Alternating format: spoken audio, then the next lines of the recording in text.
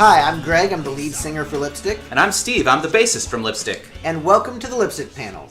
The Lipstick Panel is a weekly ranking show where we, the members of Lipstick, rank a topic alongside special guest panelists. We don't do ratings on the show, we do rankings. The way it works is that we individually have each panelist rank the subject in order from best to worst and assign point values to the rankings. We then add up the points of the panel and discuss the collective opinion of the Lipstick Panel. Rather than having it be just the opinion of one random dude on the internet, we decided it'd be more fun, fair, and positive to discuss subjects in this way. Today, we're going to be ranking all of the Rick and Morty episodes, and we have a very special guest with us. We have Jace Mclain from Nuclear Bubble Wrap and Part-Time Keyboards for Lipstick. Welcome, Jace. To be fair, you have to have a high IQ to understand Rick and Morty. That's fair. I don't know why Steve and I are on this panel then. What? My IQ's through the roof. I'm a genius. Steve is... I took a test on the internet once, with the one with sloths moving quickly.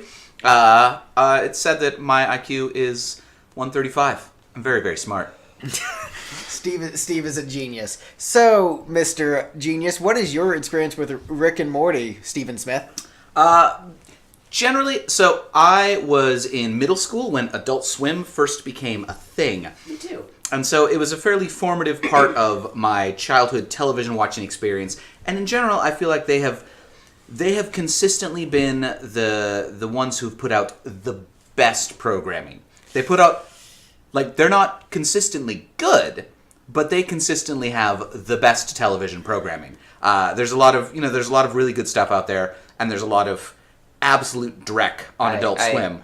I want to throw out that I wholeheartely believe that Moral Oral is the best thing that has ever aired on Cartoon Network. Moral Oral is coming at as a fairly conservative Christian dude who was even more so when that show was first airing. I thought it was a pretty good show. Got me into the Mountain Goats. It got me into the Mountain Goats too. So that's your Adult Swim experience, okay. Steve. But what's your Rick and Morty experience? So, and then when... so I sort of fell out of watching it too much after I stopped being in college, where I had roommates who were willing to invest in a cable package that would have cool stations like that. So I sort of basically stopped watching most of their programming, except when I knew they were doing seasons of new shows that I particularly loved, like Metalocalypse or Venture Brothers. And then I heard a lot of people saying good things about Rick and Morty and was like, oh, their website works again. And so I ended up going there and watching all the episodes and catching up on it and, really enjoying the show. Found it to be very well made with, it's got some of the stuff that Adult Swim does that's really dumb, kind of gross stoner jokes. But they also have enough really clever humor, I think, to justify it.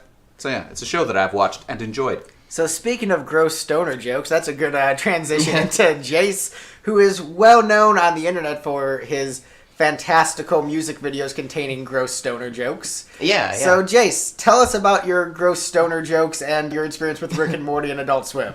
So Adult Swim, I was also in middle school when Adult Swim first became a thing. And I distinctly remember growing up loving home movies, which I think is the first thing that aired in the Adult Swim programming. I think it was the first show in the lineup. It was an early one. I don't remember if that was before Space Ghost Coast to Coast. Oh no. Well, yeah. I mean, they had Space Ghost, but was it the first original show? Yeah, maybe. Well, it was kind of original.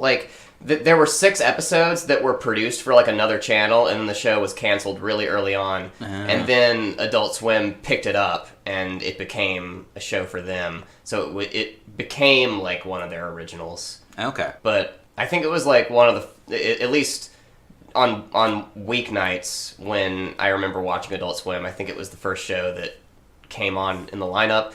And I really, really loved it because... The show was brilliant. Yeah, I related to it a lot because it is a show about the creative process, which Brendan Small's other show, Metalocalypse, has that in common with it as well.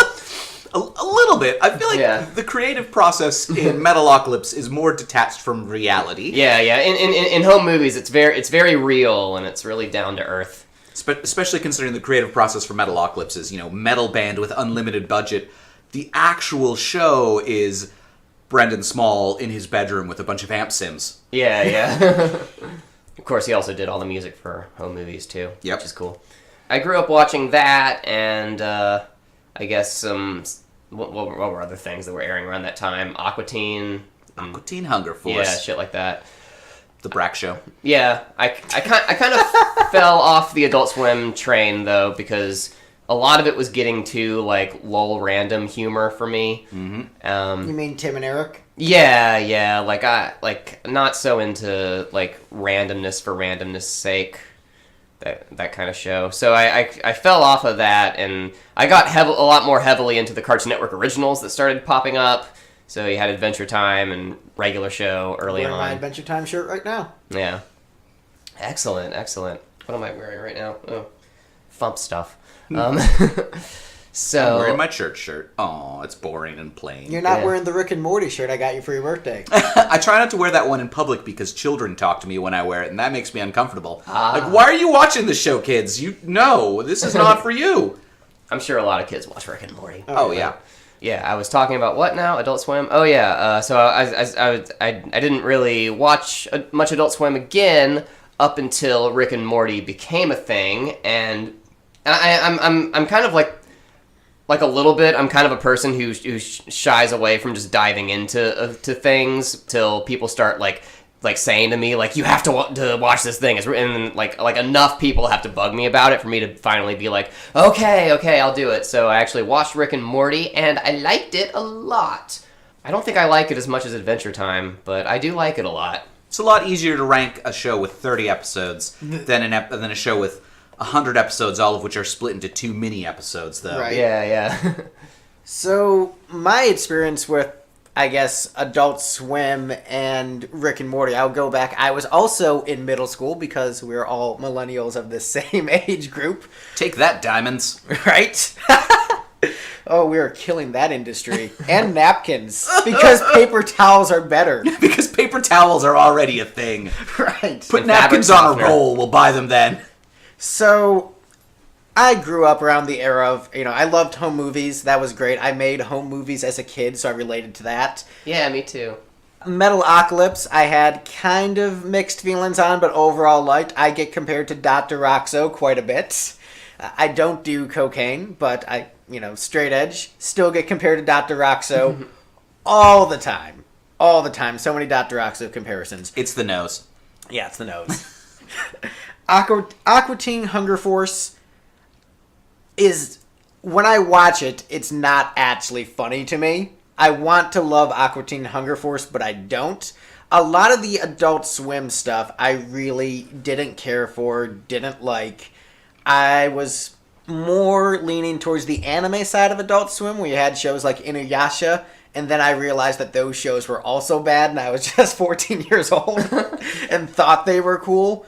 When I was in high school, I leaned more on the music side. So when friends of mine would come over to my house to watch movies, it was all concert DVDs, and they were really annoyed because I didn't have any movies. Like, Greg, you have all this Kiss and Thin Lizzy and AC/DC. Why don't you just have an actual movie for us to watch? Like, but this is awesome, dude.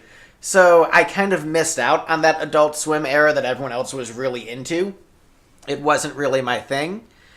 And the reason I got into Rick and Morty was because I love food. And the Szechuan sauce thing became a meme on the internet. Like, I remember that sauce from Mulan in the 90s. That was pretty tasty. And so I watched that episode, not really knowing the show, and completely fell in love with the show. I thought it was great. I thought it had really clever world building, good characters, a very sarcastic sense of humor that I gravitated towards that was still... It wasn't insulting to your intelligence. It was a sitcom that was vulgar, but still, like, you had to be smart to get the jokes, so I appreciated that. And the main thing I love about Rick and Morty is its perception of the multiverse, and making infinite multiverses be a big part of the story and the way that the characters relate to things. I've often thought about those kind of scenarios in my head when writing stories of my own, and how people would react to just, like, infinite universes. And so I really like a show that really went with it in the direction they did. I thought it was very, very very smart, very clever, and very funny. So that's my Rick and Morty experience. I came into it because I was hungry. Yeah, I came into it after season 2 had finished. So I watched 1 and 2, and then I was there for season 3 as it was airing. I saw the memes of it, and I saw how much people loved it, but I was very hesitant to get into it because it looked like a Back to the Future ripoff, which originally it was. I've actually seen people say that they've avoided it entirely because they think it's a Back to the Future ripoff. And It is? It is, but Rick is such a different character from Doc, where it definitely, it is a Back to the Future ripoff, but they went in their own direction enough where it's its own thing. It's very different. Right. Rick wouldn't be caught by the Libyans. Rick would be the one shooting the Libyans. True. So you guys ready to go through our panel's ranking? Yeah. So this one we had a lot of diversity in the panel, but in last place, coming in at number 31 as our worst Rick and Morty episode voted by this illustrious panel of experts and Steve. This isn't Kiss Greg. I'm as expert as anybody else this time. But it's tradition. It is tradition. It's the tradition that we established only in the last episode. Right, this is episode 2, Greg. How much tradition do we have? Coming in at number 31 is Morty's Mind Blowers. Oh, yeah. So we thought this collectively was the worst. I didn't rank it as the worst episode on the show, but you know, the populace has spoken, and we always respect the mainstream popular vote in the United States.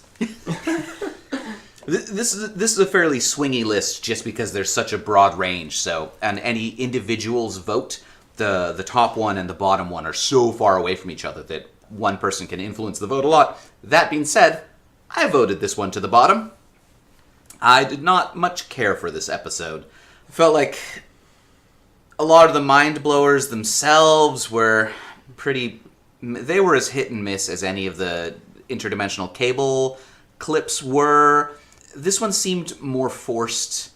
The interdimensional cables all seemed to be, we just sat there and, futzed around on mic for an hour and then edited it down to what we thought were the funniest parts. This one was like, we're going to do these whole organized things and we're going to be way too self-aware without actually having real jokes to back it up. And then there was like the meta plot. This one set the meta plot back, I thought. The other interdimensional cables all had something else going on besides the random clips. And this one was like, okay, we've got this extra plot going on, and it's all about maintaining the status quo and sort of undermining any attempt that we may ever have at character growth. Hooray! See, I'm going to disagree with you. I thought this was way better than both interdimensional cables, because the interdimensional cables felt like random jokes that just had nothing to do with anything else, and the problem was those random jokes weren't funny. So if the random jokes were funny, and I appreciated that humor, I would probably rank the interdimensional cables higher, but I just didn't care for them, versus the little scenarios with Rick and Morty in this episode were funny to me because they were examples of Rick being a psychopath and just torturing this poor child. And the fact that he was psychologically scarring Morty so much with these things that he had to keep wiping his memory, to me, that was a funny premise, and so that's why I like gravitated towards this episode. The only parts of this episode I really liked were the Sophie's Choice clip and and Competent Summer. I like seeing Competent Summer. Competent Summer was pretty... I enjoyed this episode a lot more than you did. Once we get to the interdimensional cables, I'm going to be, crapping all over those.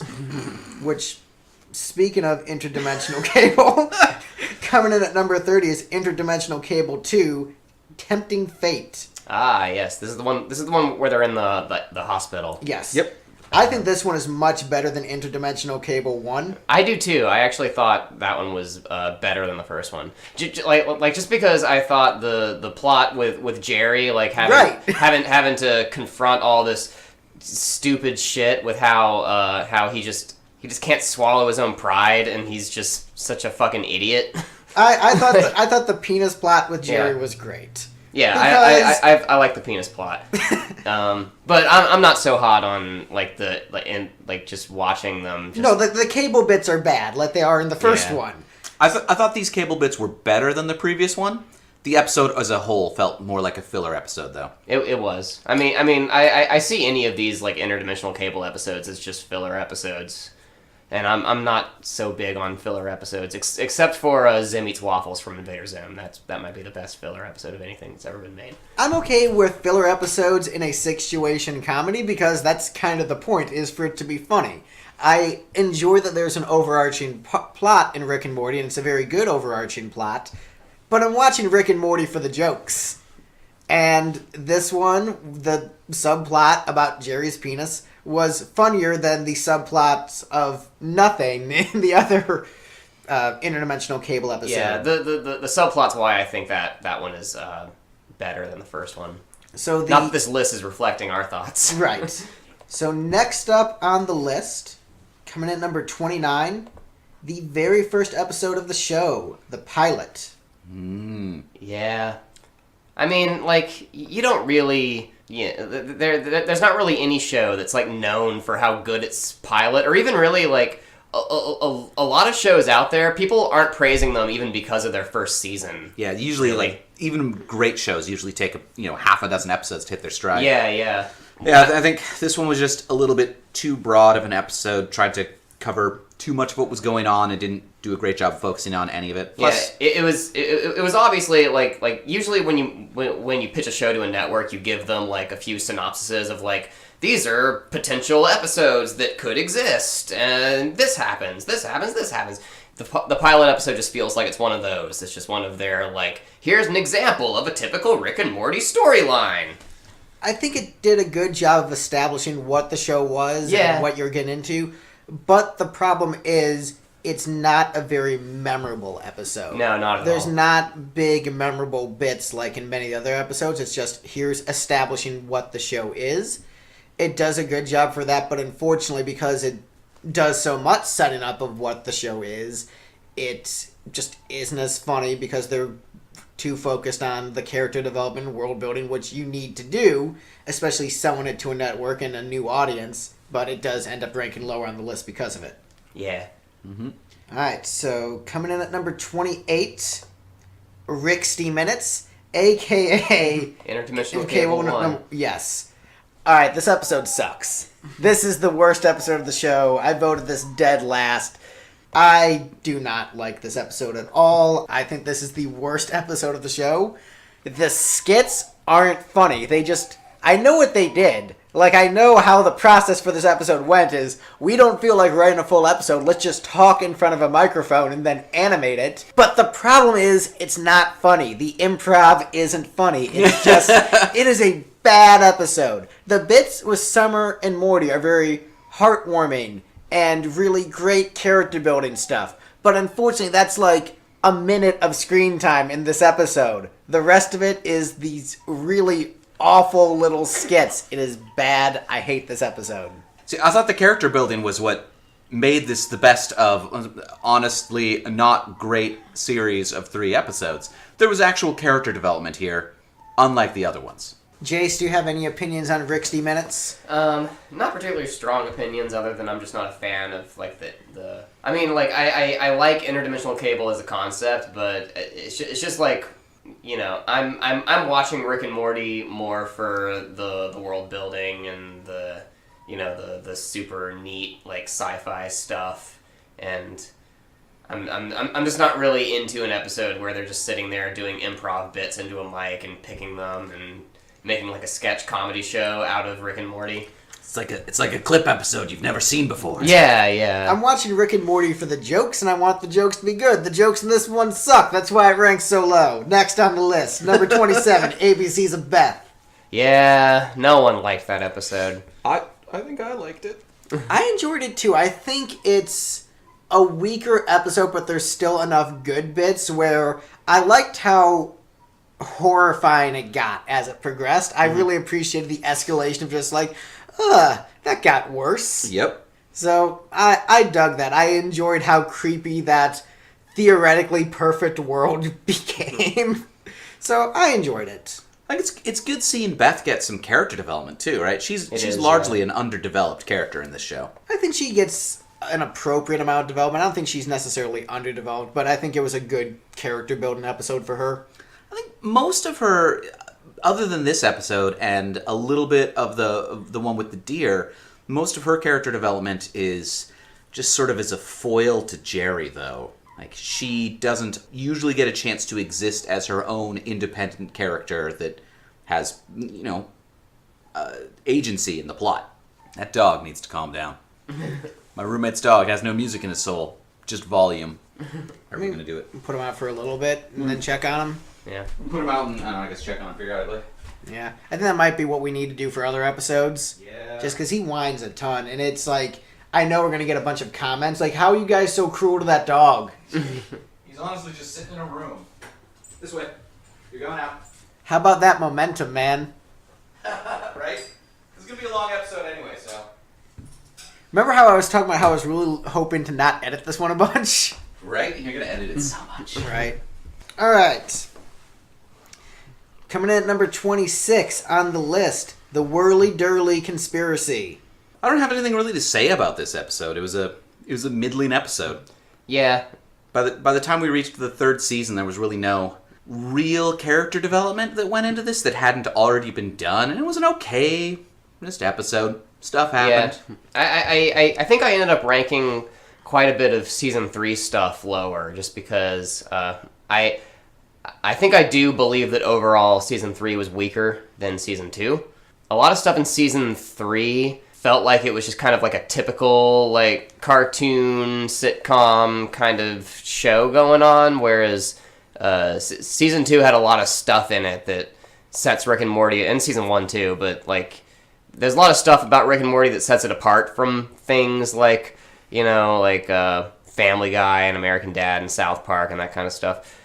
Season 3 kind of meandered a whole bunch and didn't really feel like it was building up to a lot. I can agree with that to a certain level. I think what really sets Rick and Morty apart from shows like Family Guy and South Park is that, as weird as this is going to sound, there's a lot more heart to Rick and Morty than either of those shows. With this one, I ranked it not super high, but I enjoyed it. I thought the premise of an amusement park where you can just kill anybody and they'll come right back to life was pretty awesome. And also, like, the horrified effects of when that barrier went off and just small children were being murdered. I thought that was hilarious. Murdering kids. Yes. So I appreciated it for that alone, but I did rank it a bit lower. I think Jace actually ranked this the highest out of all of us, so despite you having maybe the harshest criticism of it, it's an okay episode. It's still funny. Yeah, there's nothing about it that's like inherently bad. It's just there's nothing about it that sets it apart from as being a standout Rick and Morty episode. It's a good episode by the standards of regular television. It just ranks lower in the Rick and Morty list. Yeah. Coming in at number 25, Anatomy Park. It's another middling episode, I thought. Yeah, it's just like a typical like season 1. I think a lot of stuff in season 1 was just kind of like, perhaps when they were pitching ideas to the network, it's just like, this could be an episode, this could be an episode, this could be an episode, and a lot of stuff in season 1 is probably just kind of them pulling things from maybe ideas that they just had kicking around, and they hadn't put a lot of thought into the meat of the show yet. It's just kind of... I think season 1 is a lot more sitcom-y, right? There's the show status quo that they have to get back to each episode. Yeah. And then season 2 was when they were like, now we can have a meta and actual plot advancement. Yeah. So this was a fine episode that fit in the, multiverse cartoon sitcom format. I ranked it the highest of the bunch. I think I might have the biggest, straight sitcom appreciation of the bunch here, where one of my favorite animes is Gintama, which is essentially just a long-running sitcom that very slowly advances the meta plot, but puts status quo normalcy as priority over that. Right. So I kind of enjoy the ridiculousness of, alright, and we're back to status quo. Just whatever we can do to be back to status quo by the end of the episode. I enjoy that to a degree. So As a straight sitcom episode, I thought it was really funny, so I ranked it much higher than everyone else. It did inspire a Smashy Claw song, though. Oh, shoot, which song was that one? Water Park Inside Me. Oh, yeah. Okay, I can see that, yep. Speaking of appreciating things straight as a sitcom plot with very little added to the meta plot, coming in at number 24, Raising Gazorpazorp. I think I put that as my lowest. Yep. Yeah, you did. I did. Do you just hate jokes? I don't know. I think when I think of that episode, there's nothing about it I care about. Like, I just don't care about this, like, monster baby that Morty made with a sex robot. Okay, like, so here's why this episode is great. I'm going to tell you why. I have a teenager. Okay. I have a teenage stepson. And so when you watch this and the Gazorpazorp becomes a teenager. Yeah. And the teenager thinks he's really smart. That is when the episode becomes hilarious. And he starts spouting off all that stuff that's really obvious. I don't remember the specific lines, but like, the government is a lie or whatever, just like stuff that we all thought we were geniuses as teenagers for figuring out. And it's like, no, everyone knows that once you hit adolescence. And so like when he thought he was being really smart and clever as a teenager, I thought it was a great meta commentary on teenagers as a whole. Because I remember when I was a teenager and I realized those things and I thought, I must tell the world, I figured it out. And it's like, no, every teenager figures out that BS at that age. And so having a teenage stepson reminds me of this and how hilarious all of that is. Like, yes, teenagers think they know stuff and they don't. It's great. The thing I liked about this episode, it's mostly a fairly middling episode in my opinion too, but the thing that I really liked was a uncontrollable misogyny Rick. Yeah. Rick is smart enough to know when he's in a world that is ruled, that is a matriarchy, that, he should be cool about that, but he just can't help himself but crack stupid sexist comments and, have to deal with the repercussions of that. And I thought that was pretty great. The stuff that's actually on the planet was pretty cool. Yeah. I think I just found myself not caring about Gazorpazorp so much that in my mind it's a middling episode. But the stuff on the planet is all like really good. All right, coming in at number 23, my lucky number, is an episode I ranked really low and don't care for, and you guys seem to like, Rick Manson the Stone, a.k.a. Mad Max the episode. Yeah, the Mad Max parody, yeah. We were talking about Mad Max this week, and I think it's a great series, and you do not, so I can see why you might not have enjoyed this episode so much. Yeah. An homage to something you didn't like. Mad Max has a lot of cool... Mad Max is like Star Wars for me, where I think about a lot, and I think there's a lot of cool ideas, but I don't like watching any of the media associated with it. That's how I feel about Mad Max. That's fair. You don't like Star Wars? I don't, because those movies are bad. I mean, the prequels are. The prequels and Episode 4. 5 and 6 are tolerable. 7's probably the best Star Wars movie. Fight me, nerds. Come at me. By the time this comes out, 8 is also out, right? That's true. 8 is totally out at the time of recording this episode. We just haven't seen it yet. I can agree with you that 4 is the worst one of the original 3. There's no Ewoks in it.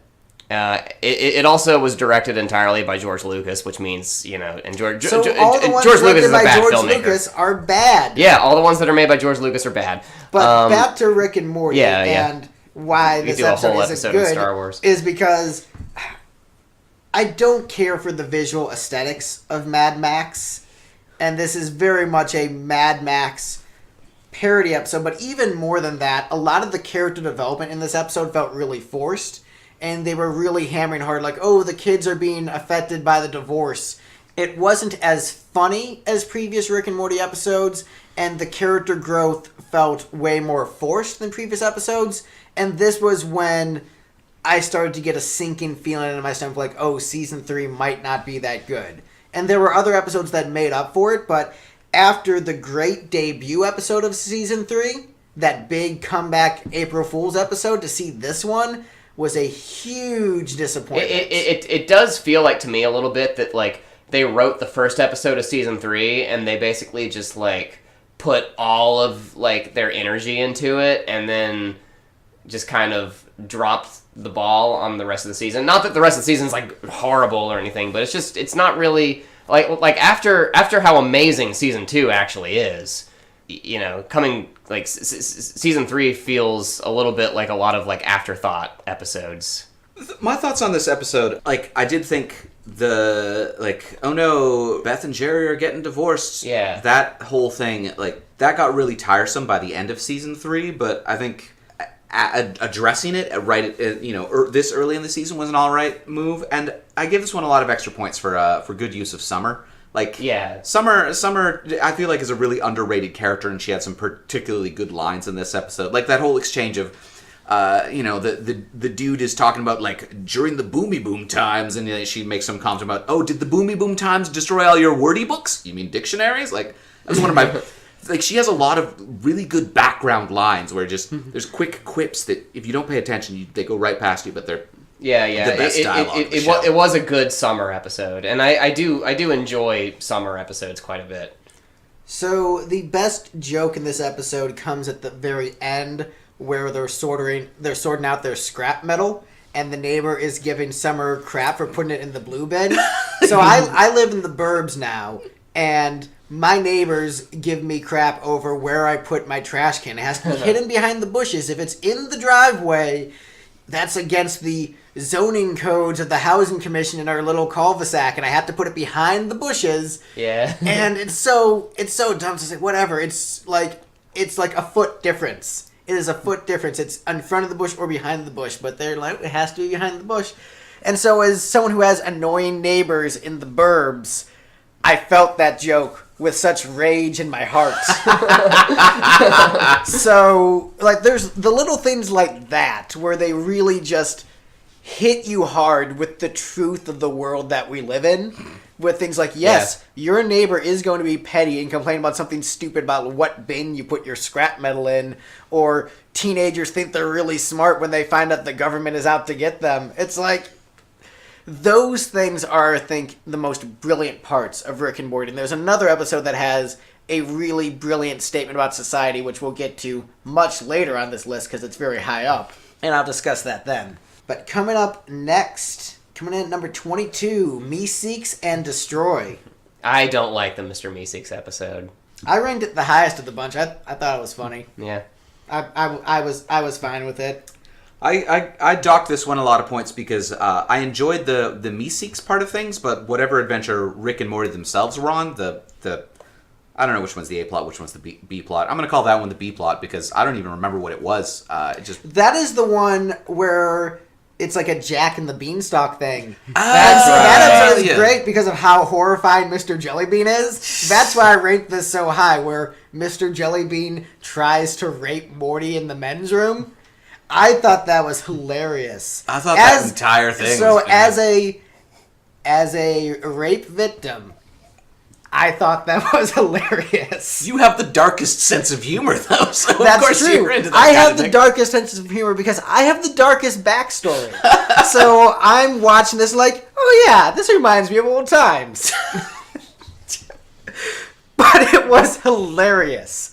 And the end of the episode where they did like the Dark Knight thing, where they're like, we have to tell people the truth. Like sometimes, a lie is better than the truth. And letting people believe that Mr. Jellybean is the great hero. I loved that, and that is probably why I ranked this episode so high. The Meeseeks and getting Jerry's golf swing up, okay, whatever. No, Mr. Jellybean is what makes this episode in the post-credit sequence, don't they kill Mr. Jellybean? He died before that, but the post-credits was them discussing how they honor his legacy. Oh, okay. And whether or not to reveal his horrors to the world. I thought it was great because it's another statement on society of how many people, especially all the sexual harassment stuff coming up now, where how many heroes to society are scumbags in private. So I thought this episode was amazing. I loved it, and I also love the fact that Rick doesn't like when Morty chooses adventures because Morty's adventures are kind of shitty. So I really appreciate just like this being like the shitty adventure Morty chooses is Jack and the Beanstalk and almost getting raped. I'm just like, yeah, that's very fitting with Morty's character thinking this was going to be a good idea for an episode. So I loved it. I've I've got some psychological scarring. Okay, coming in. Number 21, Get Swifty. Okay. All right, yeah. This is a panel full of musicians, and this is the music episode. Yeah. And we ranked it, pretty mid to low. Ice-T stuff was pretty great. Yeah, the Ice-T stuff was hilarious. Ice-T stuff. Yeah. I'm trying to find my notes on this. I didn't make any notes. Yeah. Yeah, I mean, Ice-T really saved this episode. It would have been pretty weak if it weren't for, all of that random shenanigans with him. Yeah. And hey, he's playing a festival with our guest from the last episode with Tyson. Tyson is playing in Vixen at the same festival that Body Count is playing, and that is amazing. Those two bands on the same bill. I really liked all the stuff in the episode, like I guess it was the B plot where everybody in the town is like worshiping the heads. Yeah. I thought that stuff was good. I thought that was pretty great. Just the one guy saying, "Look, I know we believed in this one religion our entire lives, but like that thing is literally there in front of us. So I'm going to do the thing that is literally right in front of me," which I think is another thing that I've often thought about in works of fiction, where you assume you have this Judeo-Christian society, and then you have like Thor showing up literally in front of you, and you're like, so am I still going to do this Jesus thing? Because I'm literally staring at the God of Thunder right in front of me. Right. And so at that point, it's like, do you reevaluate yourself? You're like, no, man, blind faith. But also, this is right in front of me. Oh, that meme that floats around every once in a while, right? They show pictures of Captain America, has met two gods, still a Christian. And they show a picture of Tony Stark, has met two gods, still an atheist. Yeah. Yeah, that's really weird. I feel like they're both doing it wrong. If I meet Thor, the God of Thunder, and he literally comes in front of me, I probably stop being a Christian at that point. I'm not meaning to question my faith, but that's like literally, if I'm confronted with irrefutable evidence of like Thunderbolt dude coming from the sky, it's like, okay, then I gotta reevaluate some things. See, I'm not. But as it stands, because I haven't seen Thunderbolt guy from the sky, I'm still sticking with JC. But, and then you can make the argument like, oh, is it just Satan trying to trick you? He's doing a really good job. He's doing a really good job if he does that. See, as somebody who's definitely not enough of a warrior to make it into Valhalla, if I encounter Thor, that's when I become a Cthulian cultist. Like, all right, I'm worshiping the Dark Elder Ones to throw over the old gods. Because I got a better horse back here. Dude, I'll just train you. We'll just start fighting. We'll be bad enough dudes to rescue the president. The next one. We'll rescue a president. A president.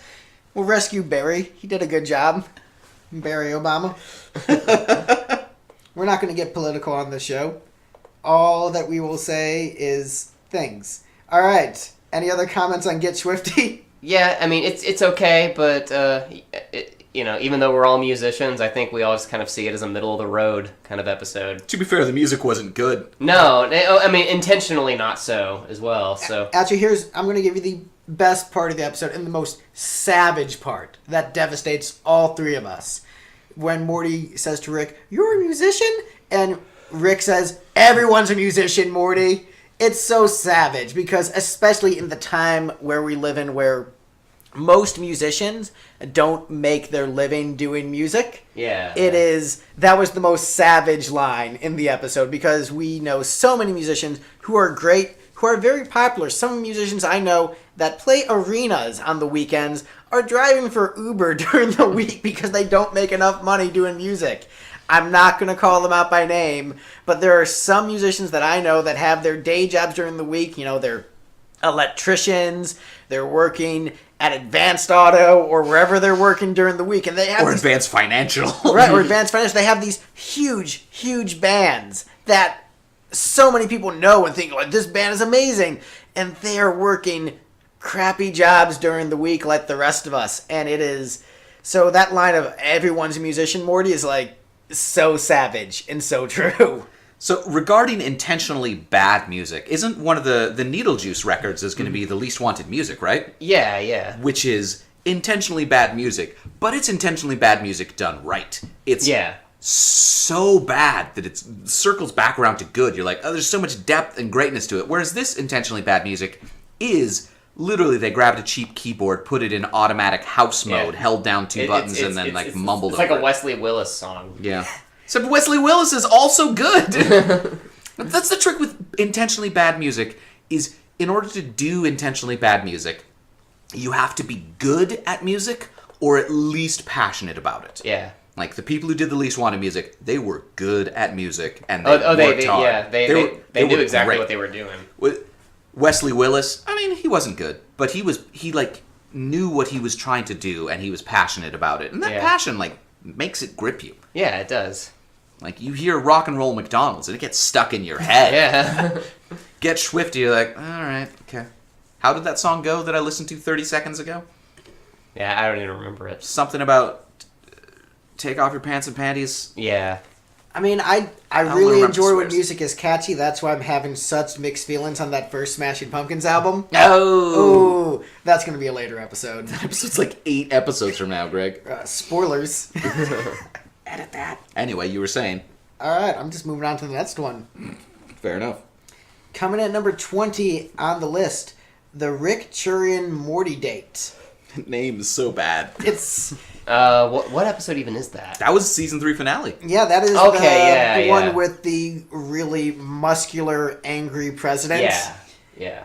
This one was honestly the most awkward episode of the show. It didn't feel like a season finale. It just felt like a really random episode. Like, the president as a character didn't feel very well established. Yeah. And his feud with Rick felt very one-sided. It was a weird episode. Yeah, And it didn't really flow. it didn't flow. Man, I liked this episode. All right, why do you like it? Why are you wrong, Steve? Like, I feel like I'm the one person that everybody disagrees with on this, but I think that this was a coherent season closer for the show. Let me pull up my notes. As a season closer, I think it was fine because, like, hey, we're going back to season 1 sitcom style. Like, they directly state that in the episode. That was the part that I, like, the end of it. I thought that was great. When it got completely self-aware, I thought that was a little bit weak. But I felt like it was a really solid wrap-up to the season overall. They sort of addressed the major plot points that they'd been building on, and they got those addressed. And, you know, the president is a recurring character. He's appeared in the show before. Yeah. And so I thought this was a good portrayal of the president as a role. Like, you have to disconnect him from any existing president. But if you think of him in terms of, like, how the president actually works, he's a power-hungry dude who wants to be in charge of things. And obviously when an entity such as Rick appears on his radar, he has to be aware of that. He has to be dealing with it. That becomes part of his responsibility set. And I think they handled that very well, is that this president sees this thing and tries to control it. Like, there's a major source of power. It is a threat to American imperial dominance if Rick exists and is not an American agent. And so he tries to control Rick. And, like, yeah, as you said, it's a very one-sided feud. Like, Rick doesn't care. And that's why it works, is because Rick is a godlike power that wants to ignore the presidency, and the president feels he must control it. So that's a real point of conflict that the episode addresses well. Yeah, I'm curious to see, like, how much they build on it. Yeah. You know, from this point forward, because I think that it has the potential to bring a lot of cool things to the show if they keep expounding on that. Yeah, frustrated president who can't control Rick, dealing with Rick doing stuff. I think it wasn't done in an interesting way for me. I think that's sort of the problem. Is it's a good concept, but actually watching it, I didn't care. Much like every Star Wars movie that I've seen. Ooh. Edit that out. No, I'm leaving that in. Fight me, nerds. Take that, Star Wars. I'm looking forward to when we rank the Star Wars movies. That's going to be a great episode because everyone else on the panel is going to be really upset with me for saying those movies are terrible. All right. Coming in at number 19, Ricksky Business. Is that Ricksky? Oh, that's the one where they're on the Titanic or something. All right, so Steve, you're a Canadian. You love Celine. She's a national treasure. How did you feel about the Titanic subplot? It was completely forgettable. I'm trying to find this in my notes. This is one of the few episodes that I think I've only actually watched it once. Adolf Linkler was pretty cool. Otherwise, I can't even, I'm looking through my notes, so I can't even find where I put this episode. You put it... Oh, there we go, found it. Yeah. Yeah. Aberdolf Linkler was cool. Otherwise, I thought it was a middle-of-the-road episode. yeah, the Titanic plot, whatever. I ranked this the highest because it was funny. I like funny things when I'm watching a sitcom. And I really liked how this actually, if you look at this in the history of the entire show, actually established a lot of canon characters like Bird Person. Yeah. Bird Person appeared in this episode and you thought this is just a random joke character. He became a relevant character for many episodes after this and crucial to Rick's backstory. Yep. Just Bird Person. And Squanchy. And Squanchy. So many characters were established in this episode and it's just Rick being a jerk throwing a house party, and as someone who has done hair metal for many years, I enjoy parties, and this was great. Like, oh, it's like a party episode. This is awesome. Oh man, party episodes. Clearly, you guys don't know how to party. I'm notoriously bad at partying. Notoriously bad at partying. That's a good album. I am coming off as such a bro in this episode. Like, why don't you guys want to party? Also, Star Wars sucks, nerds. But also, everyone likes Star Wars, so really, I'm coming off as a contrarian asshole, like that guy who doesn't like the Beatles. Hipsters. Alright, moving on past that to number 18, Lawnmower Dog. Yes. This ranked much higher than I expected it to. Yeah, I mean, it's a middle-of-the-road episode. I think the ranking is pretty accurate. I thought it was a really good episode. I probably gave it more points than anybody else necessarily thought it deserved. Yeah. But I thought, like, both the A and B plot were, like, coherent, solid plots, with interesting characters. I really liked Snuffles. Snuffles is a great character. Yeah. Snuffles is a great character. I think the episode did so well because of how good of a character Snuffles was.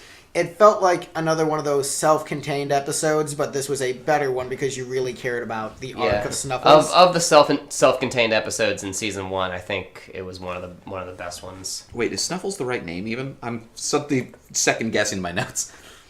Maybe. It's been a while since I've seen the episode. The dog had 2 names throughout the course of the episode. I forget which one was self-assigned. Snuffles, Snowball, something like that? Whatever. Snowball. It's a dog. You can be a secret guest if you want and say things. Okay. Snuffles is his real name and Snowball was his given name. Okay. Because his fur is soft and white. Yeah. So just for the audience at home, Julia from Nuclear Bubble Wrap has been here the entire time, but she didn't feel like making a list of Rick and Morty episodes, so she's just been hanging out on her phone. Just hanging out in the corner, just like, whatever. Let the boys talk about their show. Silently judging. Yeah. Silently judging us and our wrong opinions. Where would you rank all these episodes? I mean, I don't know. She obviously didn't care enough to do it. Make a list. Even though you watched them all with Jace, didn't you? Yeah. I did. I'm willing to watch every episode of the show again, but I won't write anything down. Didn't want to make an assignment out of it. Right, I was doing that for school anyway. So. Yeah, she has finals coming up. Yay. Coming in at number 17 on the list, autoerotic assimilation. This is Unity, right? Yes. This episode's great. Yeah, I like that one. I love this episode. The best part of the episode is Rick having sex with an entire football stadium. Yeah, so it's so funny. That's, I think the hair metal party dude in me is coming out a lot in this episode.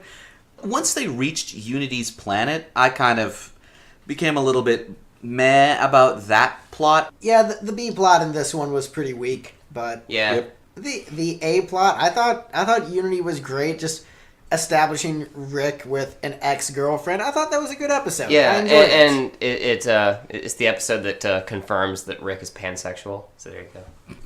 You know, gotta eat when you can, right? Yeah. Coming in at number Not 16. a pantheist, though. No. Coming in at number 16, I ranked this one way higher than everyone else, and that's why it's up this high. Rick Potion number 9. Yeah. That's an episode from season 1, That's right? season 1. That is the Cronenberg episode. Right.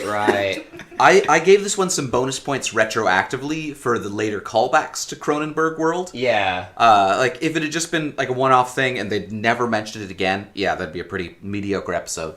But the fact that they just keep on going back to, like, by the way, this Rick and Morty, their original world, is destroyed. Let's visit it for a second and see what's going on.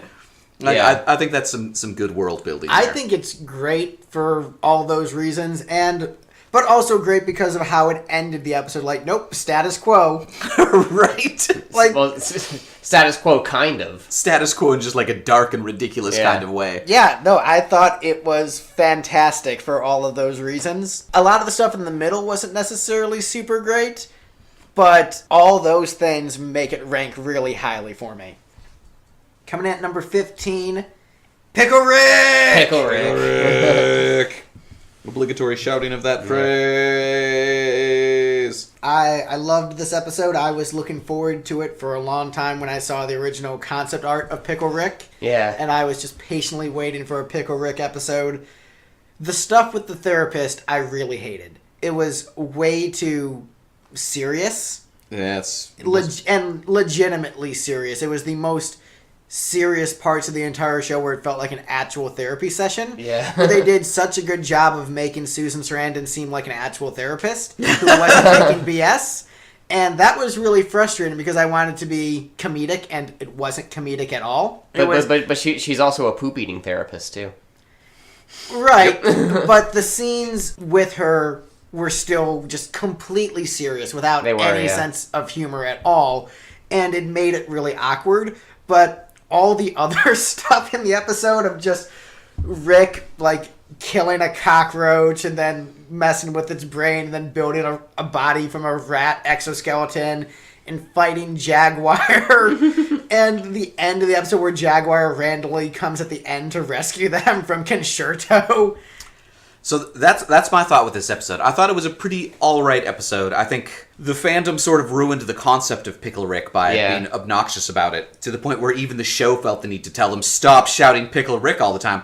But if they bring Danny Trejo back again, I will retroactively give this way more points. If season 4 is just like, there's Jaguar, like, alright, I'm in. Pickle Rick episode was great. I mean, yeah, Jaguar is awesome, and I feel like Jaguar is probably going to come back. I sure hope so. That fight scene between Rick and Jaguar was a really awesome action sequence. Actually, the action sequences in this episode were really good. It's true. And extremely brutal, like Pickle Rick versus the rats. Yeah. That was an intense fight scene. Alright, coming up, number 14 on the list, Close Encounters of the Rick Kind. Yes, I think this is the first episode with the Council of Ricks. First appearance of it, yeah. This one is, I think, not one of the funnier episodes, but in terms of just a good plot to sit down and watch and actually enjoy good sci-fi, this one's pretty solid. Like, yeah, it's a good story. The evil Rick, and then it turns out to be an evil Morty at the end. That was actually all pretty interesting stuff. Yeah. I enjoyed it quite a bit. It's not one of the funnier episodes, but this is just a legitimately fun adventure episode. Yeah. It's a pretty good episode, advances the meta well. Some nice world building. Definitely. Plus, it's got a couple of decent lines. You know, this is massive overkill. You can do the same thing with 5 Mortys and a car battery. Alright, coming in at number 13, Vindicators 3, The Return of World Ender. This was my favorite. This is my favorite episode of the series. This was a good episode with, like, the random throwaway characters I thought were fairly amusing, and they had some good interactions and world building behind them. This episode was a good way to explore the pathos of the show. You know, this sort of sociopathicness of Rick, that he refuses to have attachments to people, but he still does.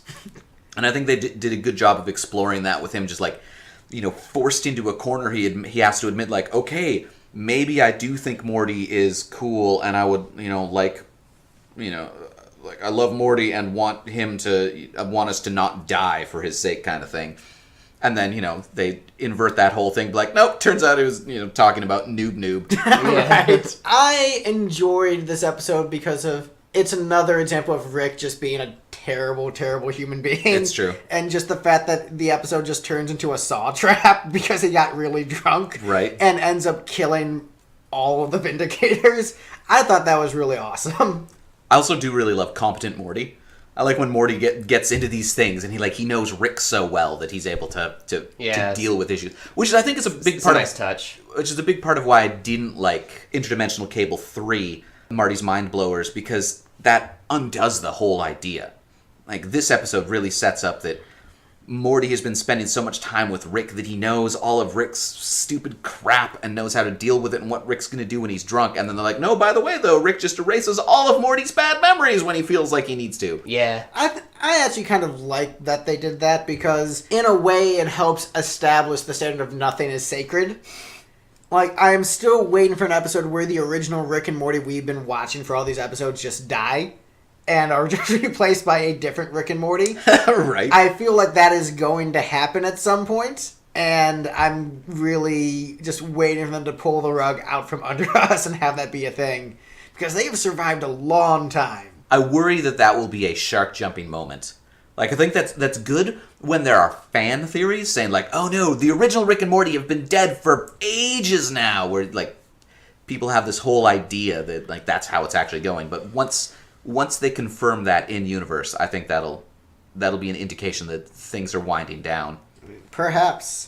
I don't know. You got any opinions on this episode, Jace? I think I remember thinking it was one of the weaker ones of season 3. It felt to me more like a typical cartoon sitcom kind of episode. Like the saw trap trope has been done so many times. Right. I like the idea of the Saw trope with the Avengers, though. And Yeah, it's the fact that a drunk Rick just turns into Jigsaw. I feel like 80% of what you guys do could be knocked out in an afternoon. Yeah.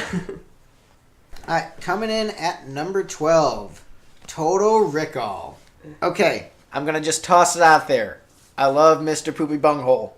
I know that is a controversial statement. I know he is a very love him or hate him kind of character. You don't even know his name.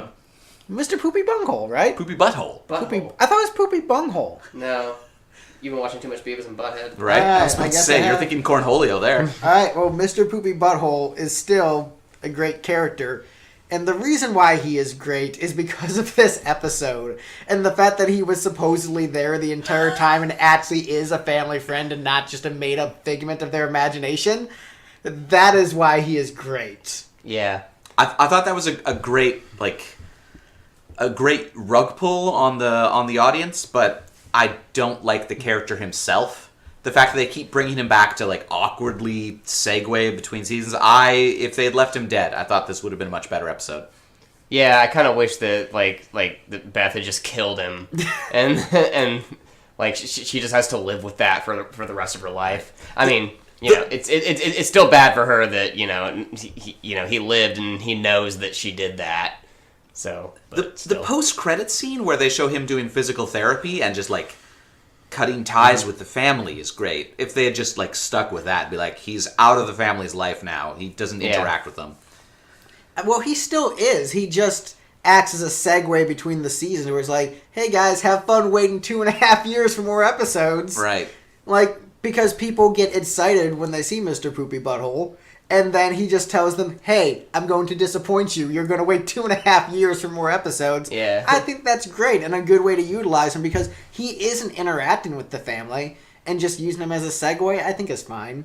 I just hate his dialogue. Yeah. He's an annoying character to listen to. And his name is, I think his name is one of the reasons I think he's brilliant, because he has such a terrible, non-endearing name that makes the character more likable. Like, if he was just named Banana, or, Mr. Banana Guy, it'd be just like, oh, he's adorable, but naming him Mr. Poopy Butthole, that is a terrible name for a character.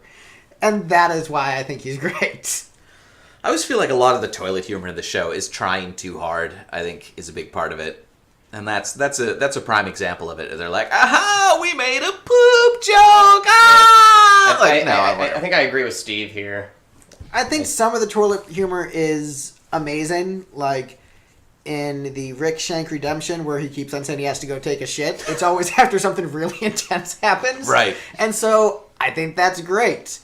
A lot of the poop jokes or whatever, I don't think is that funny, and that's why a lot of Adult Swim shows I don't care for as much. That's why I was never a big Assy McGee fan. Yeah, that show I watched about half an episode of before I was like, okay, there's one joke, and I'm tired of it. But I think Rick and Morty, I think they balance it pretty well, where the vulgar humor, I think, helps accent the more intelligent humor, and the intense back and forth between the two of them, I think, works really well. and fits Rick's character really well. Rick is a guy who is smarter than everyone else, but also has such a low opinion of you that he will just tell you he's going to go take a shit. And so I think that really helps give the unique vibe of the show. So I'm fine with it for the most part. I forget which episode, but I'll comment more on that in one of the episodes later. We're coming in at number 11, Rest and Rick Relaxation. I freaking love it. I thought the whole concept of Rick and Morty having to face what their toxic parts of themselves are. I like the episode in a bit of a way was a bit of a middle finger to the part of the fan base that is like now known on the internet as being terrible and it felt like an episode where they actually were like directly addressing that and like just shoving it in your face like Rick is not a character that you should want to emulate. The dude who wrote that, whatever Facebook post about, you need to have a very high IQ to get the show. Yeah. This episode was for him. Yes. I like this one. I like sociopathic Morty a lot. Yeah, me too. That was fucking hilarious. What I loved the most about this episode was the intro pre-credit sequence. Yeah. Where that was, I think, the funniest intro of any episode in the series. I thought it was just great where it's just like, it's going to be a quick adventure, like 20 minutes in and out. And just how horrified and distraught they looked by the end of that harrowing adventure. I thought that was great. Yeah, it was a really good, like, suspenseful episode, too. It really kept you on the edge of your seat, wondering, like, how the hell they were going to get How will they reestablish status quo? Yeah, well, yeah, because it's such a grueling task that they were faced with in that episode. Yeah, overall I thought the middle of the episode was kind of weak, but the beginning and the end were so strong that it completely made up for kind of a weak middle. Alright, we are in the top 10. Woo! And coming in at number 10, Tiny Rick! Tiny Rick! I'm going to annoy the internet with shouting the obnoxious memes. Tiny Pickle! I mean, what? Wubba-lubba-dub-dub! Are there any other dumb things I need to shout? Just whatever. Shout any random thing into the microphone. That's basically what they were doing. Alright, well, Big Trouble in Little Sanchez coming in at number 10. I actually ranked this the lowest of the bunch. Which, really? Yeah. I liked it. I guess I probably just don't remember the jokes being as funny. I enjoyed how popular Tiny Rick was. This was another scathing view of high school. Just like, I can play acoustic guitar. I'm so cool. He was such an artist. Yep. This was an episode that I think is this is a really good example of peak what Adult Swim is good at. Like the exchange at the end where he's smashing the clone clone tubes, and like there's all this dialogue going on, and Summer's entire participation is just shouting pants over and over and over again. That is the Adult Swim writers doing dialogue the way that they've always been really good at, where it's just this stuttering, awkward thing where most TV shows, people just punchy dialogue back and forth. They're saying exactly what they intend to. Whereas Adult Swim was always very good at sort of realistic dialogue where people forget what they're saying halfway through and they mumble and they stutter. And well, I mean, like the show Home Movies was mostly improv. All home movies, yeah. Like Home Movies was a great example of that. And this is, obviously this is punchy, organized, well-written dialogue is what they're going for. But they also, that's a good callback to that style that, really established the network. Yeah. That scene there was just one of my favorites. Yes, that might be one of my favorite scenes. Pants! All right. Coming in at number 9, A Rickle in Time. I ranked that number 1. That's Jace, why are you wrong? It's my favorite episode of the show. I mean, I love wibbly wobbly timey wimey type shit. Especially when they get into the towards the climax of the episode where it's they fucked up the timeline so much that they have like 64 different versions of their own time. And they actually show like 64 different squares. I'm just like looking at that and thinking like, how long did that take to render? Yeah, So yeah, I recognize all of the work that the animators must have had to have put into that episode, and I respect you animators for actually making that happen, because that looked like it must have been one of the hardest things to do on the show. I ranked this one fairly low. As I said at the beginning, this is a very swingy episode. If one person loves an episode, it's ranked pretty well. If one person hates an episode, it's ranked pretty badly. This had a lot of the sort of pathos that they try to develop in the series in various places, and then in other places try to undermine. And there are a couple episodes where, like, them undermining it later annoys me. This is one where I just wasn't as interested in the pathos in this episode. The Rick sacrificing himself to save Morty, that whole thing, I'm like, I don't know. I enjoyed the pathos in this episode because it felt sincere. Yeah. And so that's why I would give this one a lot of points, is for that pathos, where it's Rick being vulnerable and being true to himself and showing that he cares about Morty. And they've lost a little bit of that in the later episodes. But I don't know, I was fine. Well, I really liked that bit, especially the part where Rick is trying to go after Morty, but then like he realized, he thinks that it's not really going to happen, and then he's just like, oh well, I guess I'm just going to die out here, and then he just goes, I'm okay with this, because that just fits that whole nihilistic personality that he has so well. But then as soon as he actually sees the thing flying at him, he's like, oh, I'm not okay with this, and suddenly he's like, I want to live. and then the whole thing where he's going back and forth, like, I'm sorry, God. Fuck you, God. You're not real.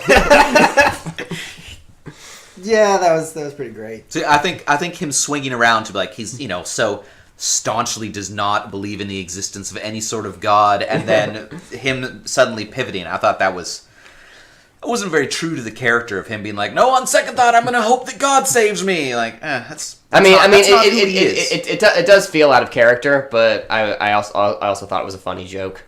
So yeah, my thing is, how dare they sacrifice character for jokes? Yeah. In situation comedies, I think always sacrifice character for jokes every time.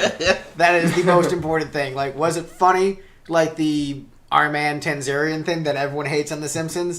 It was a funny episode. I thought it was great. Come at me, nerds. No, let's not even get into Zombie Simpsons. That is 14 episodes right there.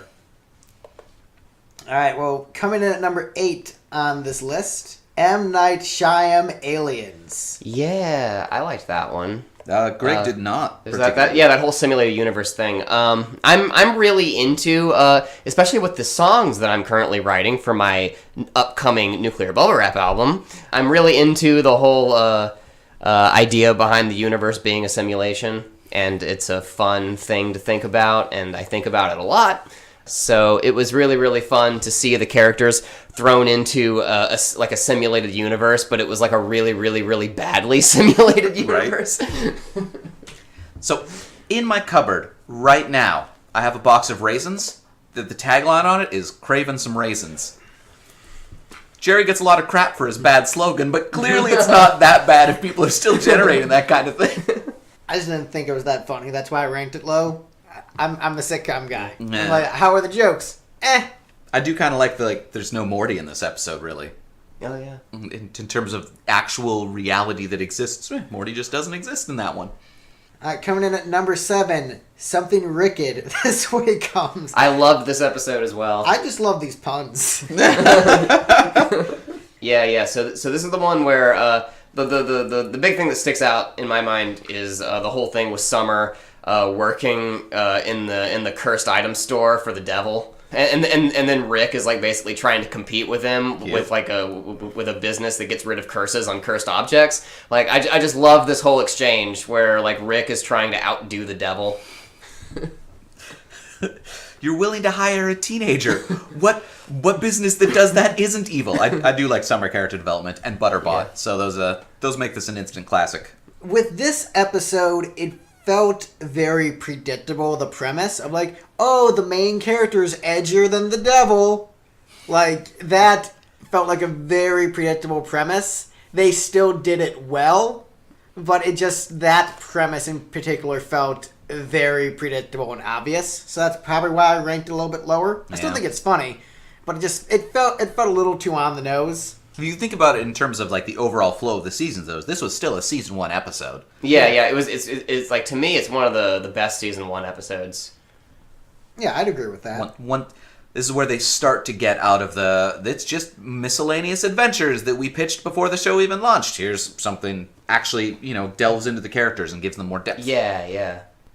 All right. Coming in at number 6, Look Who's Purging Now.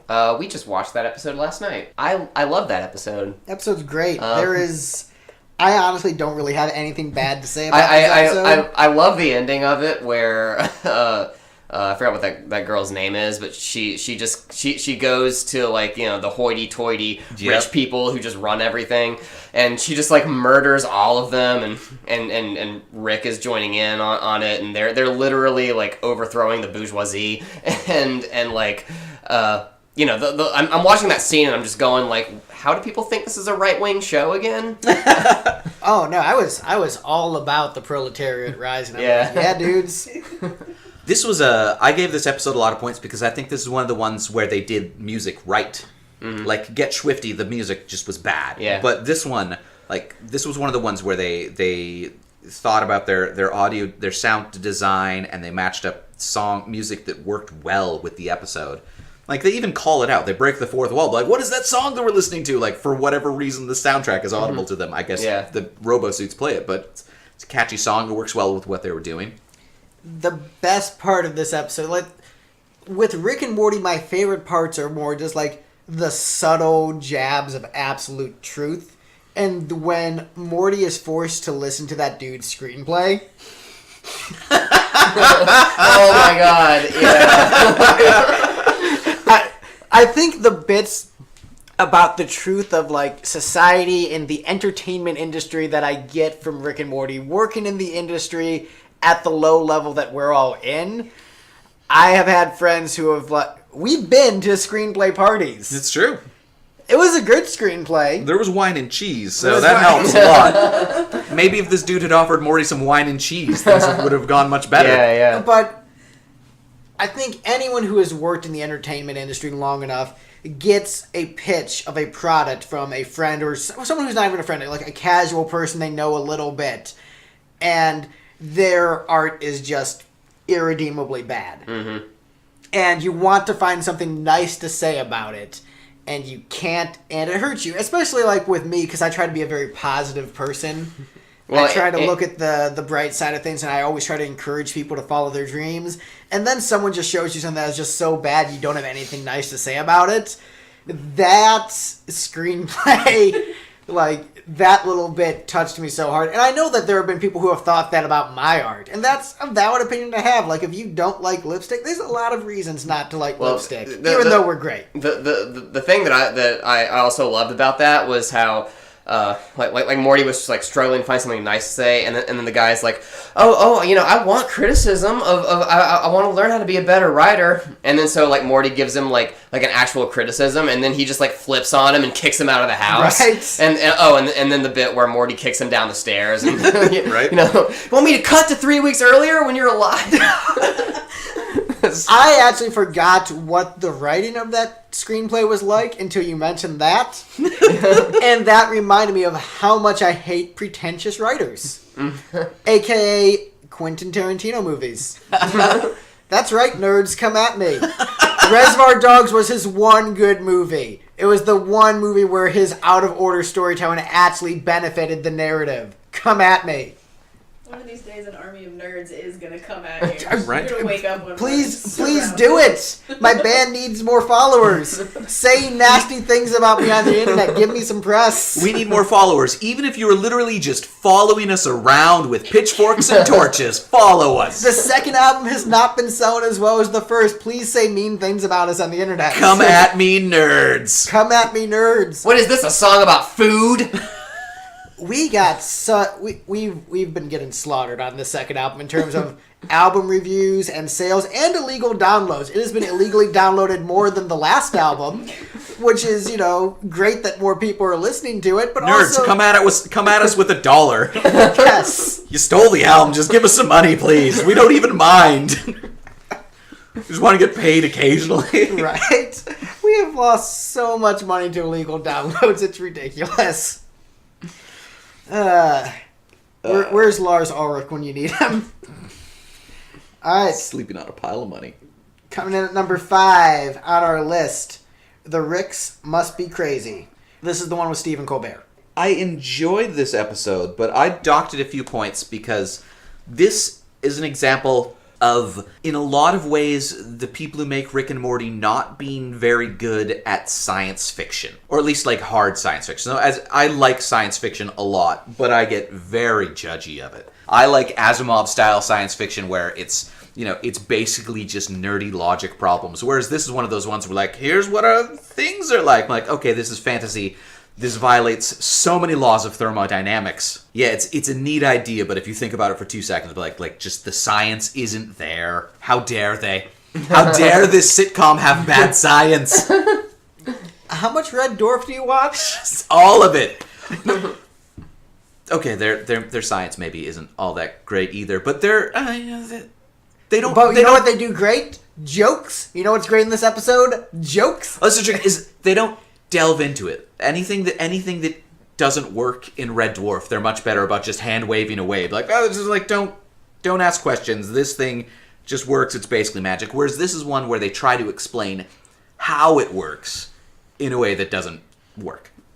I thought the episode was great. I thought it was hilarious. I thought Stephen Colbert served as an excellent antagonist and rival, and I want that character to return. I thought it was a great episode. It was funny, well-paced. I enjoyed the comments on capitalism. That just seems like slavery with extra steps at it. Like, that was another example of this show just having, like, really excellent, scathing criticism of something that I think any self-aware individual in our society has realized.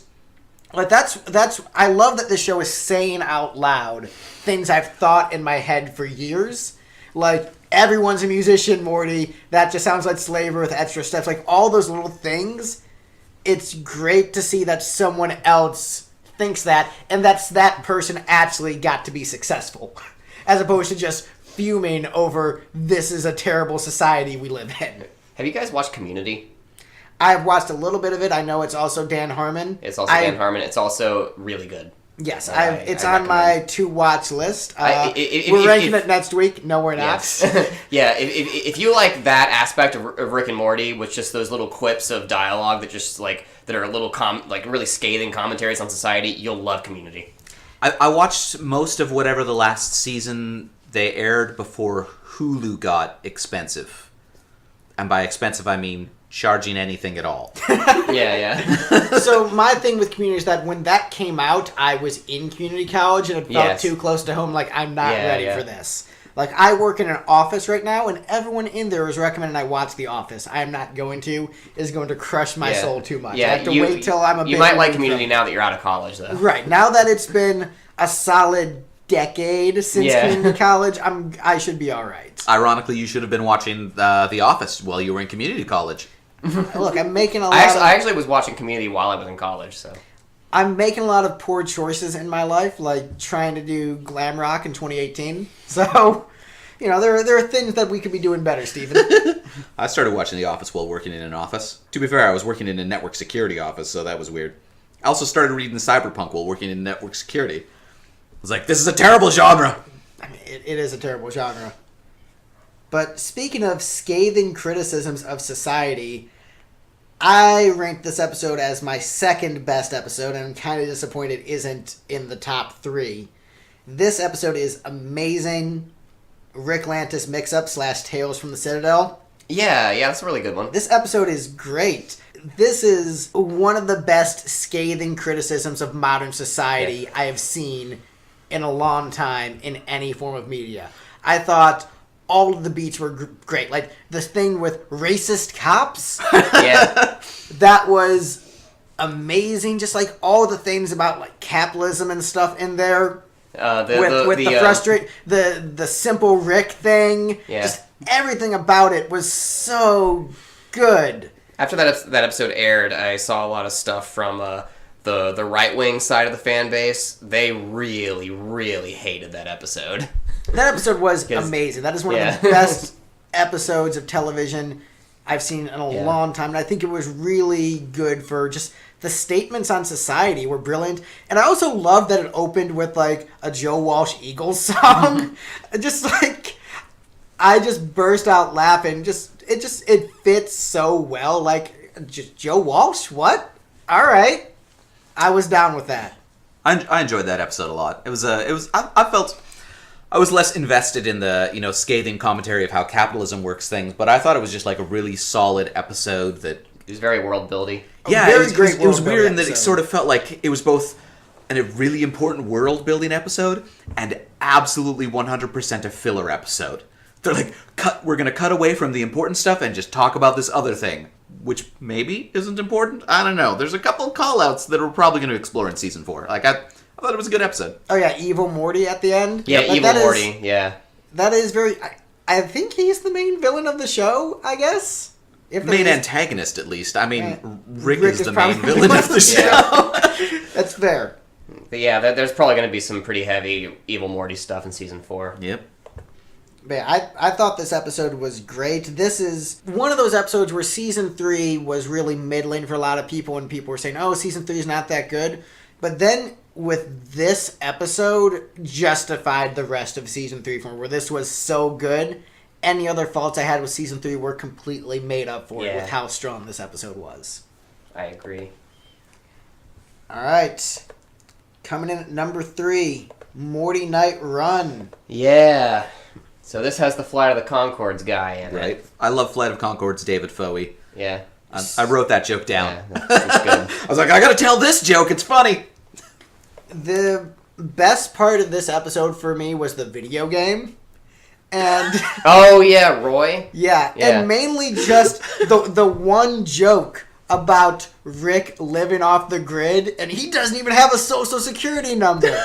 Because I have had friends who have like tried to get off the grid and like erase their social security number. Like they have gone off the grid and just like lived in abandoned warehouses to just be off the grid. So watching this episode was another one of those things where I related to it really hard, and I'm just like, Dan Harmon knows a lot of stuff about life. Yeah. Like the fact that he got the off-the-grid stuff. I'm just like, how does this man understand my psyche so well and my experiences? So that's... In another life, he was a crust punk. Apparently, but that's...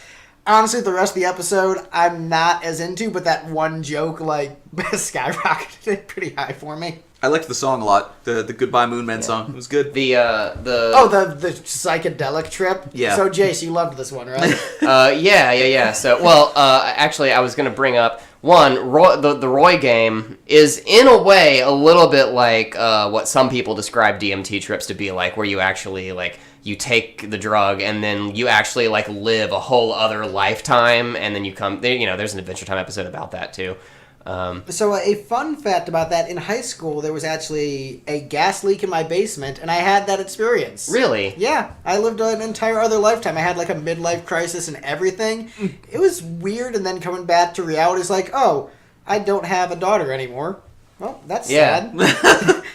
Yeah. I've heard of quite a few people taking DMT and having that kind of experience. It's really annoying because I'm straight edge. Yeah. And the fact that I had a really powerful psychedelic experience, it's like, I didn't want that. I didn't ask for it. I need my straight edge street cred of not doing drugs and alcohol, and I still got it. He did some gas. Yeah. See, I had a dream, like in high or college, where that basically was that same sort of experience of living an entire life and waking up and be like, oh, well, that was all fake, but, Yeah, but I was awake, and that was the annoying part.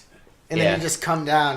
Man, it's rough stuff. But also, like our brains are weird. The other two big psychedelic moments in Rick and Morty are when Fart Cloud Thing sings the song in this episode, which is great. I also forget, what's the episode where, like, Rick and Jerry have that like DMT like experience together. I actually forgot what episode that was. Was it? Whirly Durly. Yeah, it was Whirly Durly. Okay, yeah. That was actually really, really accurate as to what a lot of people experience DMT to be. Not just the, oh, I lived a whole other lifetime thing, but a lot of that stuff where he's like, I am literally time!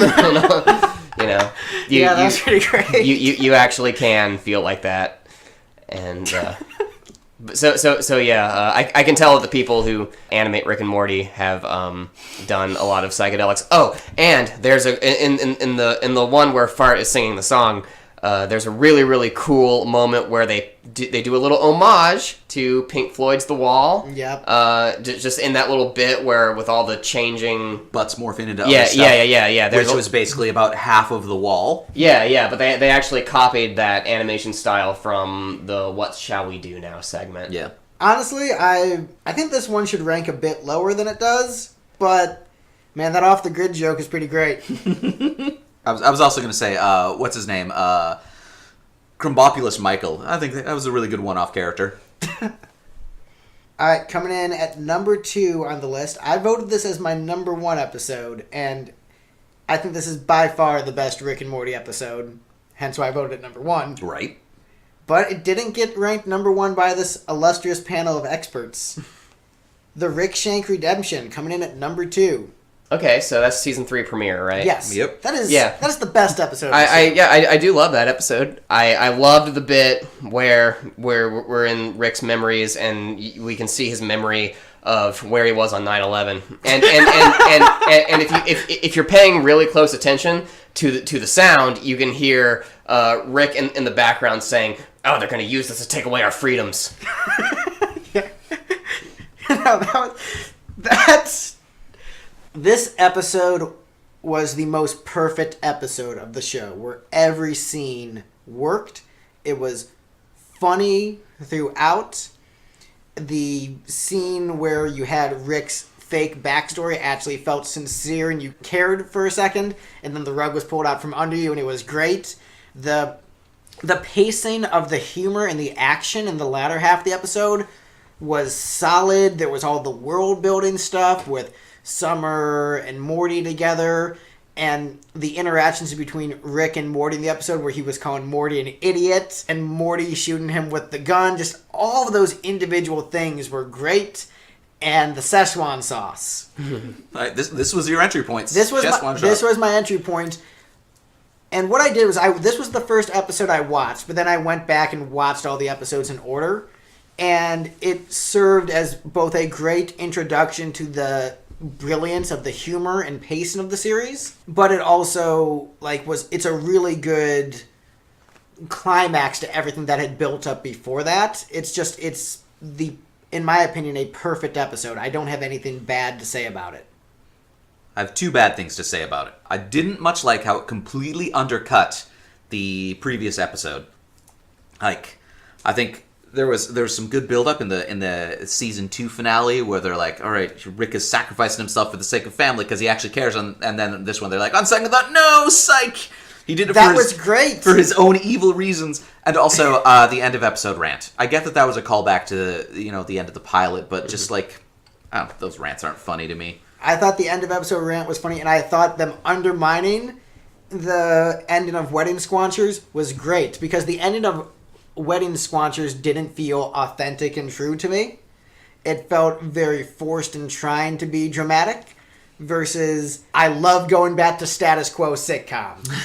And so that was just saying, nope, screw that, this is a sitcom, Rick's a terrible character. What, you thought he was going to grow and learn something? Seinfeld is one of my favorite sitcoms, and one of the rules they had in that show is that the characters cannot actually grow and develop. And I think that's brilliant, where, they're saying no learning, no hugging was the rule. And I think that is brilliant, because you have shows like Friends, where there was too much of that sappiness, and it cut into the humor. I like that this show gives you a little taste of characters growing, but always puts the jokes as the most important thing. And so that's why I think this episode is by far the best. And one of the reasons it's the best, in my opinion, is because it undercuts the Wedding Squanchers. So, before we get to number 1, I'm going to go through the list real quick. At number 31, Morty's Mind Blowers. Number 30, Interdimensional Cable 2, Tempting Fate. Number 29, Pilot. Number 28, Rixty Minutes. Coming in at 27, The ABCs of Beth. Number 26, The Whirly Durly Conspiracy. Number 25, Anatomy Park. Number 24, Raising Gazorpazorp. Number 23, Rick Manson the Stone. Number 22, Me Seeks and Destroy. 21, Get Swifty. Coming in at number 20, The Rick Churian Morty Date. Number 19, Ricksky Business. Number 18, Lawnmower Dog. Number 17, Autoerotic Assimilation. Number 16, Rick Potion number 9. Number 15, Pickle Rick. Number 14, Close Rick Counters of the Rick Kind. These puns. Those aren't really puns. Those are just replacing syllables. Yes. Number 13, Vindicators 3, The Return of World Ender. Number 12, Total Rickall. Number 11, Rest and Relaxation. Number 10, Big Trouble in Little Sanchez. Number 10, A Wrinkle in Time. Number 8, M. Night Shyam Aliens. Number 7, Something Wicked This Way Comes. Number 6, Look Who's Purging Now. Number 5, The Ricks Must Be Crazy. Number 4, The Ricklantis Mix-Up / Tales from the Citadel. Number 3, Morty Night Run. Number 2, The Rick Shank Redemption. And, as voted by the panel as the best episode of Rick and Morty, The Wedding Squanchers. So I think this episode is, big part of why I didn't like Rick Shank Redemption is because this is one of my favorite episodes. I just really liked... this is another good example of them using music well.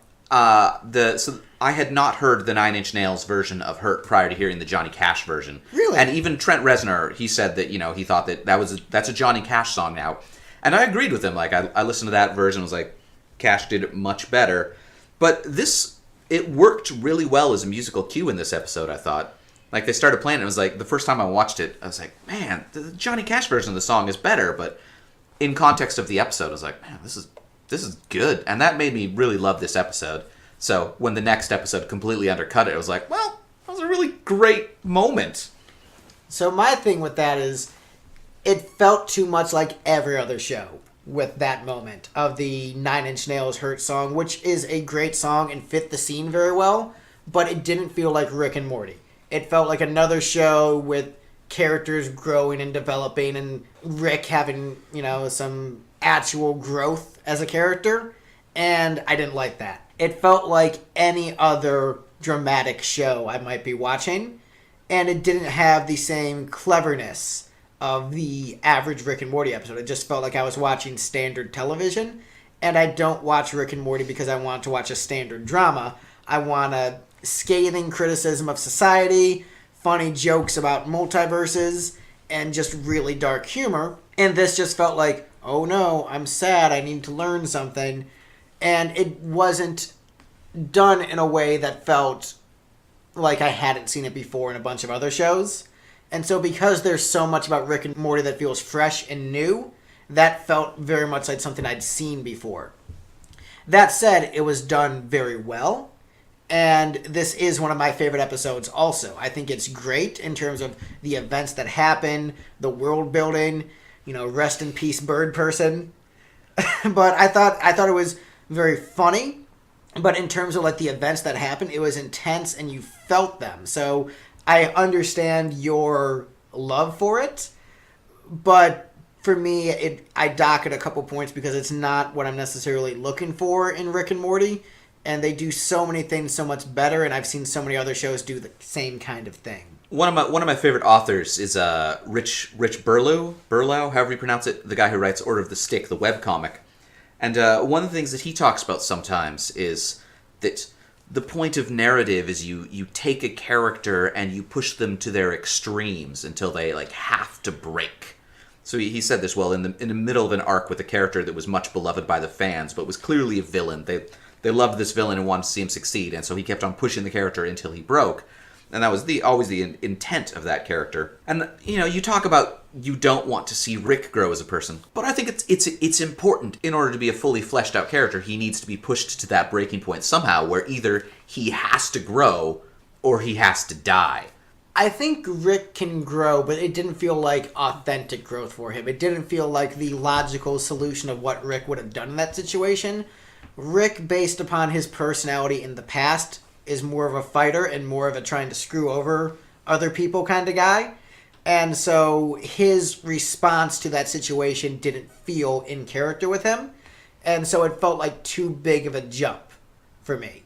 And that's why the episode that immediately followed felt more like Rick staying in character and being true to himself. And maybe is why I preferred that one. But, yeah, this is really a matter of personal preference. It's a well done episode. It's very good. I just think the ending felt a little inauthentic. It felt too standard for me.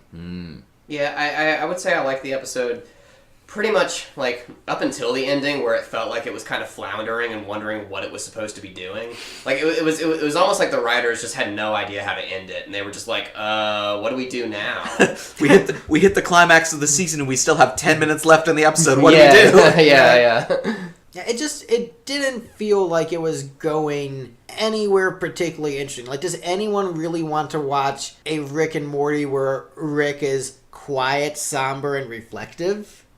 Like, is that what you were looking forward for season 3? It seemed like, oh man, I'm really regretting my decisions. Is that what you want from Rick and Morty? He needs those moments, though. Yeah, but the ending of it did pave the way for the episode that followed. Right. So it did pave the way for the episode that followed. This was in my top 3. Yeah. So obviously, I think it's a very good episode. But the reason why it's not ranked number 1 is, I think as a piece of storytelling, this is one of the strongest episodes. It's got a really good plot, good setup, and it's paced very well. But it's also not as funny. And so, what am I looking for? I'm looking for jokes. And so that's why it's not my number 1. Yeah. And it's actually no one on this panel is number 1, but through math, it crushed everything else. But, whatever. This is a very unscientific show.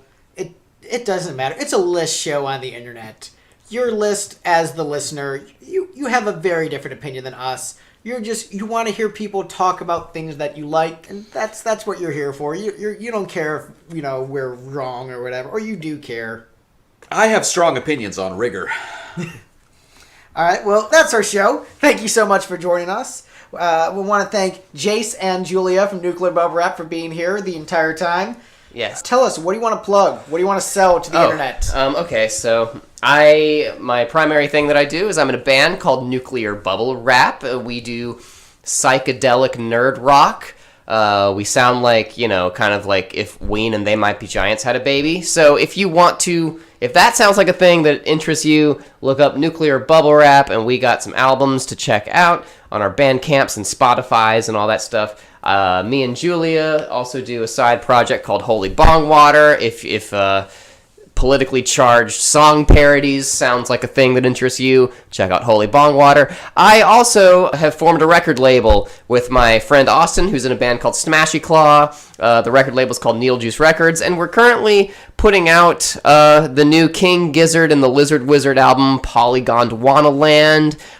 We sold out of everything except for the shaped picture disc. So if you want a shaped picture disc, the King Gizzard and the Lizard Wizard album, needlejuicerecords.com is where we are selling that. Okay, I think that's everything I'm plugging. And we are Lipstick. Find us on lipstickgeneration.com. You're already here. You're already listening to the podcast. I don't know why we plug ourselves at the end of each show. Every episode, we plug ourselves and then undermine our own plug. Right. It's just... You should already know where we are if you're listening to this episode. But if you don't, we're a band. Please listen to our music. It's quite good. It's catchy. If you like catchy music, then you should check us out because we're pretty fun. Thank you all so much. Have a good one, folks.